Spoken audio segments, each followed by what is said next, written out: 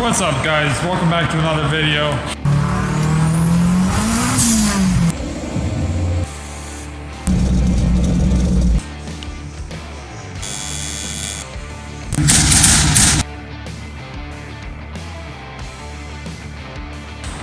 So this episode, we're introducing a new series.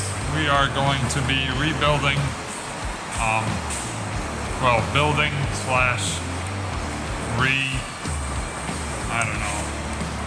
Anyways, this here is an Eclipse that one of our customers brought in. Basically, it's been sitting for about 6 years, 7 years, I think he said. And obviously, it's not in the best condition. So what we did was we went ahead and we bought him a clean, essentially shell slash, it's actually a fully running, it actually runs very good, 95, but this is a GST. That's always, it's got some dings in it here and there. As you can see, there's a couple of dents on the quarter panel. There's the same thing on the other side. It's not the straightest car, but what we're gonna do is we're gonna take the drivetrain out of the GSX, because his is a GSX, so it's all-wheel drive, and maybe his motor, maybe not. We haven't decided yet. This one's actually like the cleanest 95 I've ever seen. It came from Florida. Let me open up the hood for you guys.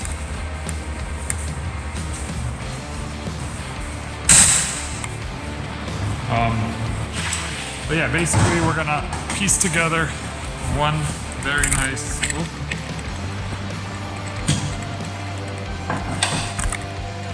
So basically what we're going to do is we're going to piece together one very nice running and driving car, but obviously, as you can see, this thing is literally freaking mint. Like, look at all those bolts, all the suspension bolts, they're all shiny. The heat shield on the exhaust. So I think he's leaning more towards keeping this engine and just swapping his trans in, and rear suspension, drive shaft. We got to weld a little hanger for the drive shaft. We got to put new studs in for the rear subframe to get it to be all-wheel drive and for that to bolt up.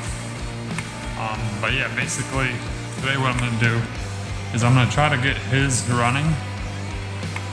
So I think he had issues, from what he told me, with fuel, where I believe he wasn't getting any fuel.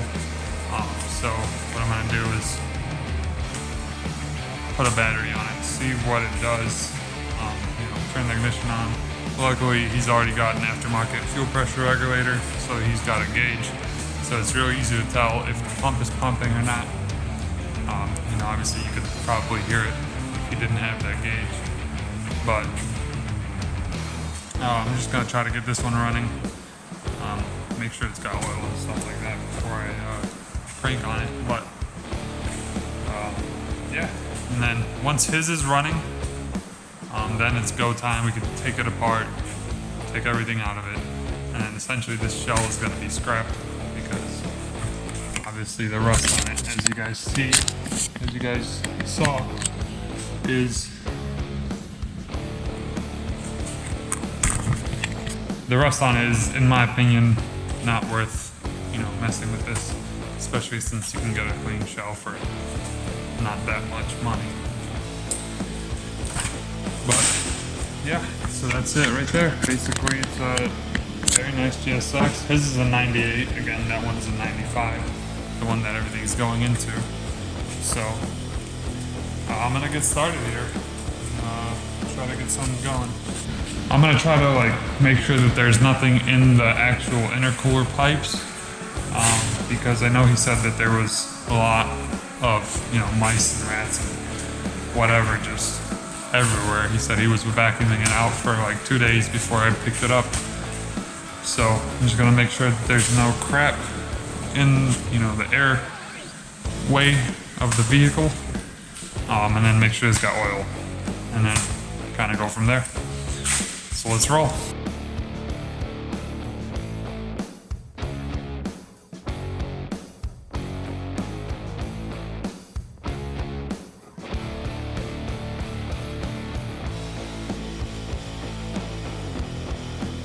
So I just gave it some juice. I don't know if you can see, but the brake lights are on. Yeah, we'll figure it out. Let me see if the pump kicks on.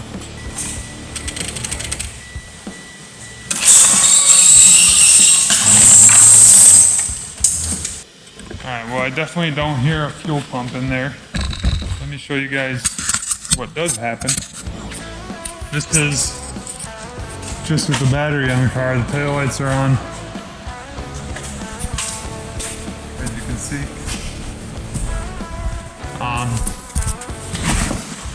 Everything else seems to be functioning all right for now, until you turn the key.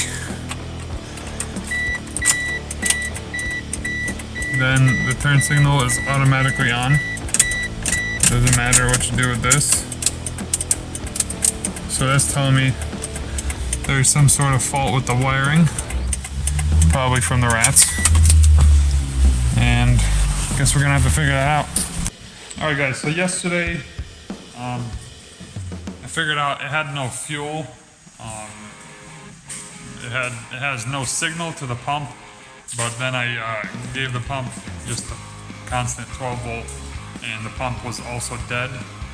So what I did today is I rigged up this little thing here.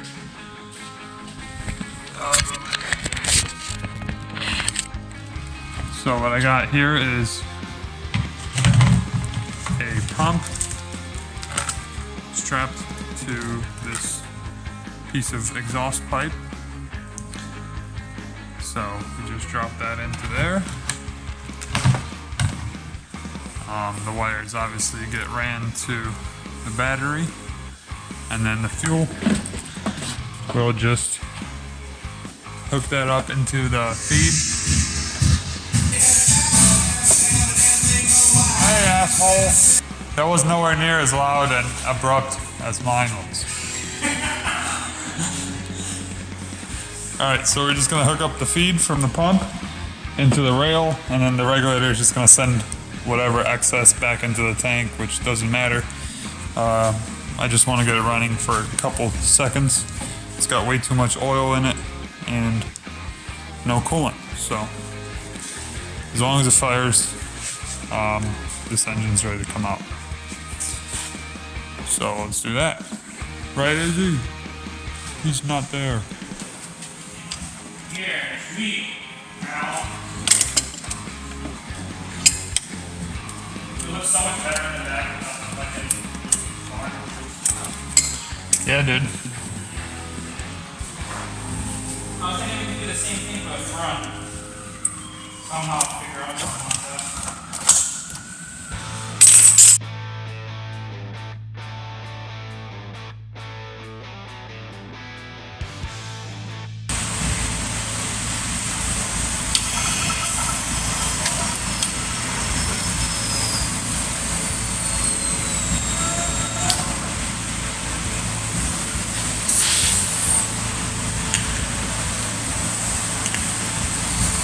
Hey, we got fuel pressure.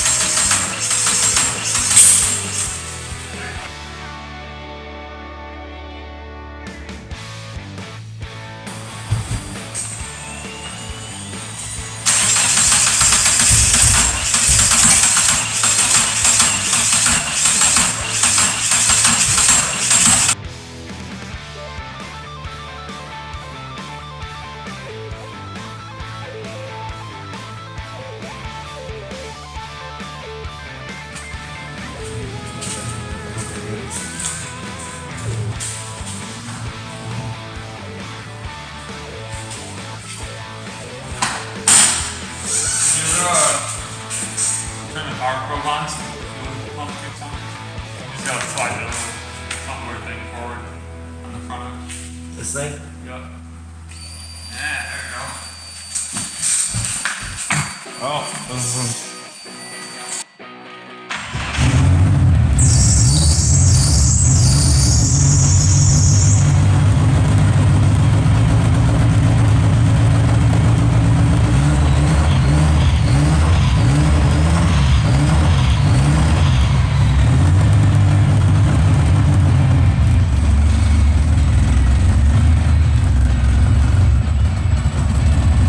Runs better than it is.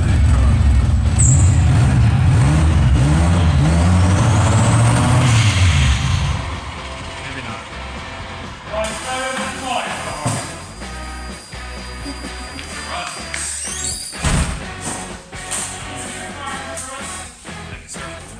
Alright, so as you see, the car started up, which is good.